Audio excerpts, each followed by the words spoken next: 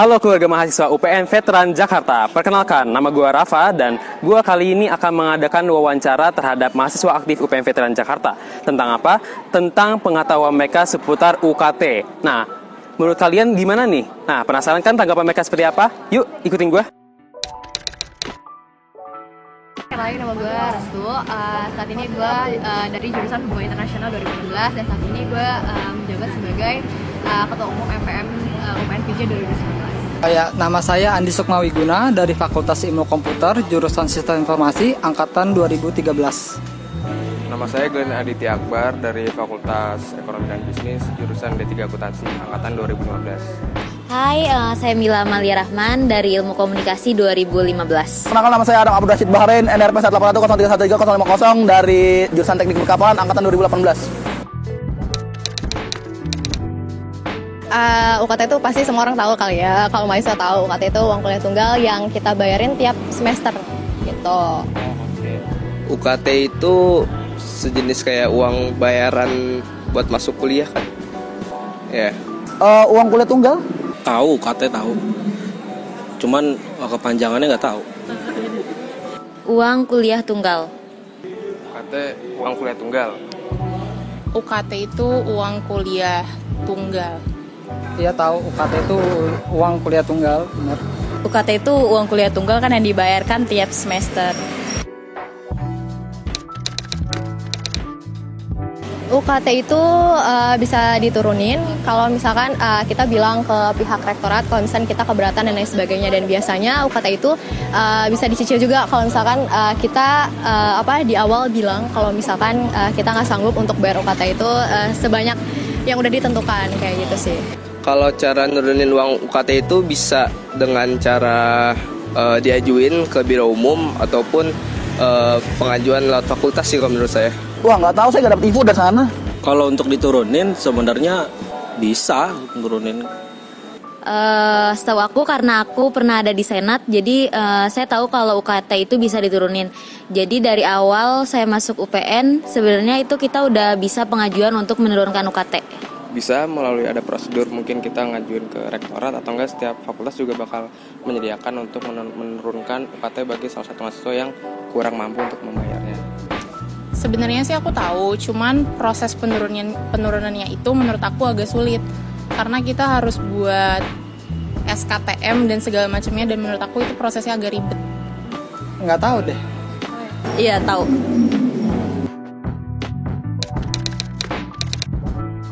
Yap, UKT itu bisa dicicil sebenarnya. Nah di awal itu misalnya kalau tiap kita mau tes, kita nggak harus UAS ya, kita nggak harus bayar sebesar yang ditentukan. Nah kita juga bisa bilang ke keuangan atau KPK bahwa kita ingin menyicil UKT tersebut. Kurang tahu tuh kalau soal gitu. Wah, saya nggak tahu juga tuh, saya belum dapat info dari sana sebenarnya. Kalau UKT bisa dicicil itu udah tahu. Tapi kalau yang belum dicicil nggak tahu. Bisa, karena balik lagi karena saya organisator, jadi kita sebagai mahasiswa yang ada di organisasi, kita jadi ngasih tahu gitu loh step-stepnya gimana sih biar caranya nurunin UKT, terus gimana cicil UKT. Jadi sebenarnya mungkin belum banyak diketahui sama mahasiswa juga kalau UKT itu bisa diturunin dengan pengajuan dan bisa dicicil juga dengan pengajuan dan ada surat perjanjian kayak gitu. Dicicil ya tahu. Sebenarnya aku tahu, cuman aku nggak pernah ngelakuin itu karena aku belum dapetin info yang lebih jelas gimana sih caranya nyicil UKT itu sendiri gitu. Bisa kayaknya. Enggak sih, enggak. Kalau yang dicicil belum pernah sih.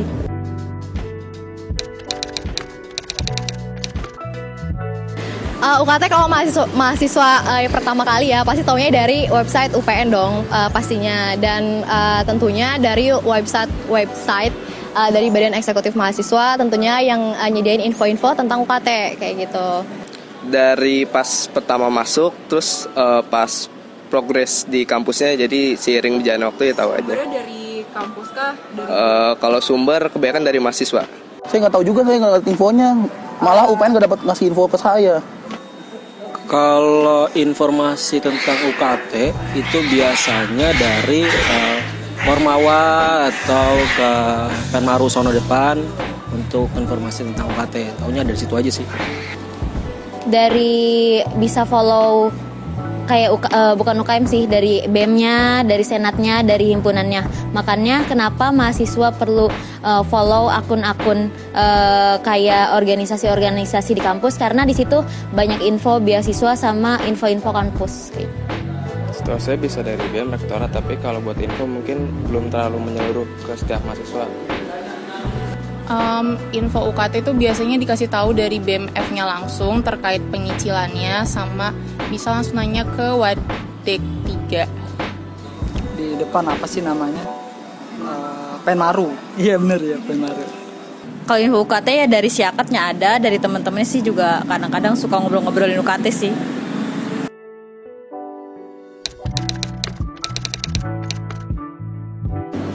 Kalau dari UKT sih sebenarnya udah jelas banget di web gitu kan, udah jelas banget, jelas gitu kan. Tapi untuk masalah pencicilan atau penurunan itu masih kurang banget infonya buat mahasiswa, terutama mahasiswa-mahasiswa baru. Penyampaian UKT dari BEM menurut saya kurang sih, soalnya cuma kayak sekedar info doang untuk beberapa anak.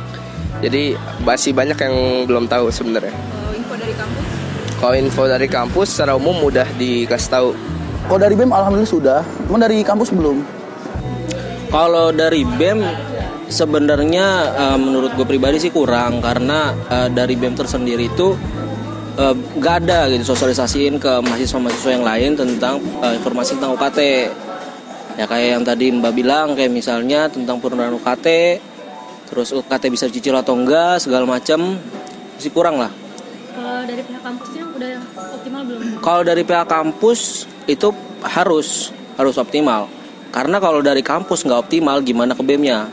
Nah, itu Mungkin kadang agak ini aja ya, maksudnya kayak di univ udah nih, tapi di fakultas belum dikasih tahu. Dan memang nggak semua mahasiswa itu follow akun-akun kayak official dari Ormawa tersebut kan, kayak gitu aja sih. Dan mungkin beberapa ada yang mikirnya udah diinfoin nih, udah sama Ormawa tertinggi, jadi Ormawa bawahnya nggak nginfoin lagi. Padahal seharusnya walaupun dari univnya udah infoin, fakultas sama himpunan juga harus infoin lagi gitu sih. Mungkin ada beberapa yang belum kurang optimal. Sebenarnya sih menurut aku udah optimal dari BEM itu sendiri, tapi terkadang dari atasannya, dari rektornya itu belum jelas. Jadi ketika apa yang udah disampaikan dari BEM, terus pas nyampe ke atasnya lagi belum jelas gitu.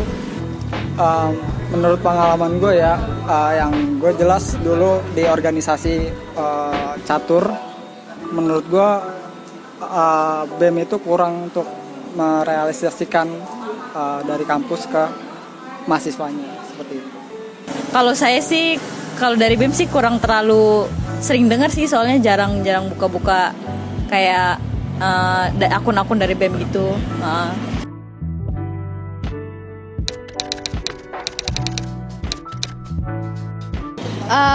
Menurut saya sih sejauh ini UKT tuh masih normal-normal aja gitu kan. Cuman mungkin ada perlu dilihat lagi, perlu ditinjau lagi, ada sepanjang perjalanan kita nih sebagai mahasiswa tentunya insidental yang nggak terduga yang menyebabkan kita juga nggak sanggup bayar. Nah paling kayak gitu-gitu sih.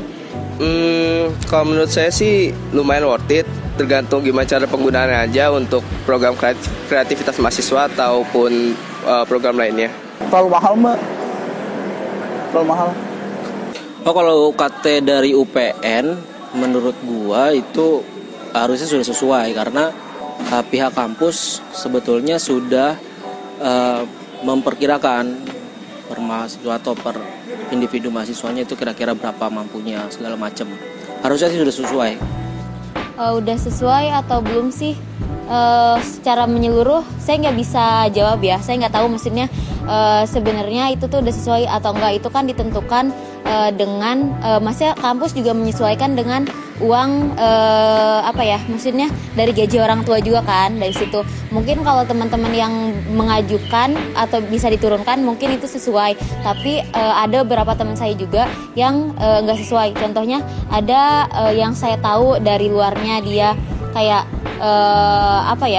lumayan lah kayaknya orang yang ya lumayan lah ya gitu, tapi dia UKT-nya cuman kayak 1 juta atau 500, bahkan ada yang 500.000. Sedangkan orang yang kayaknya kurang mampu tapi UKT-nya ada yang mencapai kayak 4 juta atau 6 juta, masih tetap 6.400.000 karena kebetulan di FISIP kan 6.400.000. Jadi menurut saya ada beberapa yang emang tidak sesuai kayak gitu sih.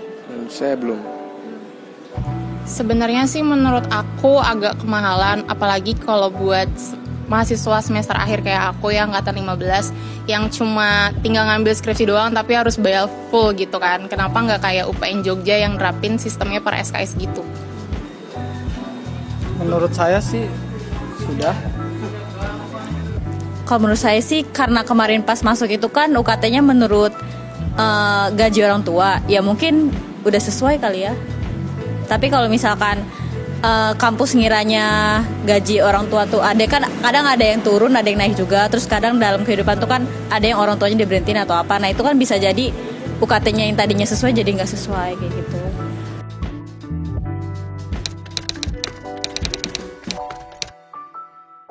Sejujurnya sih lebih baik UKT sih, soalnya kalau misalnya per SKS itu kan kayak gimana ya, ribet harus bayar ulang lagi. Kalau UKT itu kita tinggal terima beres dan SKS itu jadi nggak ada ketimpangan juga, ada yang belum bayar SKS atau enggak. Kalau UKT kan udah langsung sepaket kayak gitu.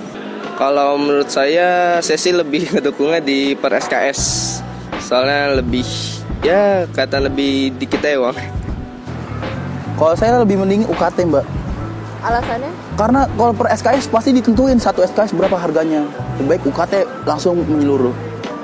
Kalau lebih bagusan mana, gue boleh jujur sih bagusan per SKS ya. Karena kalau misalnya kita per SKS, kita bisa memperhitung berapa SKS yang kita ambil, terus berapa juga jumlah yang harus kita bayarkan. Kalau per UKT kan, kalau UKT kan langsung semuanya tuh totalnya berapa. Jadi masih nyaman di per SKS. Lebih baik mungkin biar nggak terlalu ngeberatin mahasiswa tuh lebih ke UKT ya, biar include ke semuanya. Kalau SKS kan bisa berbeda-beda tuh, ada yang setahu saya dulu tuh ada yang kena 175, ada yang berapa lah sekian. Sejujurnya aku pribadi pun lebih suka per SKS karena bayarnya akan meringankan orang tua aku juga gitu loh. Jelas yang SKS lah. Kenapa tuh, Bang? Karena ya biayanya sudah, maksudnya kayak gampang aja gitu. Per SKS kan dulu waktu gue kuliah itu dihitungnya satu SKS itu 150 gitu. Jadi kalau misalkan 3 SKS untuk satu mata kuliah itu bisa di 450, maksudnya lebih biayanya itu lebih terperinci dan bisa jelas lah. Kalau dari kesehatan kan SKS-nya banyak kayak gitu. Jadi ya per semester aja sih mending kayak gitu.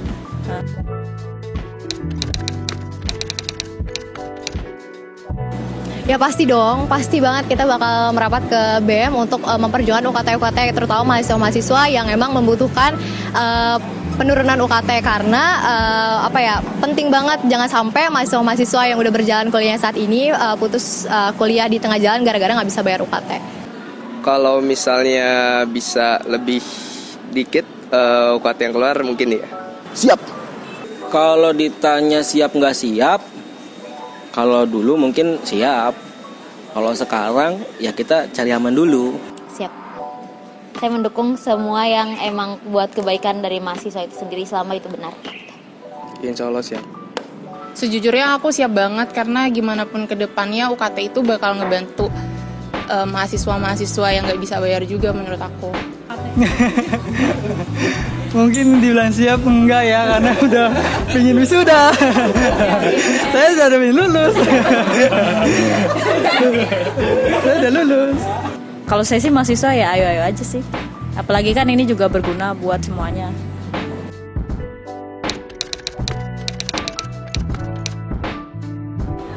Menurut saya itu sebenarnya perlu berhubungan dengan kayak ntar bayar skripsi ataupun wisuda bayar lagi. Makanya kayaknya penurunan buat UKT di akhir-akhir semester perlu sih.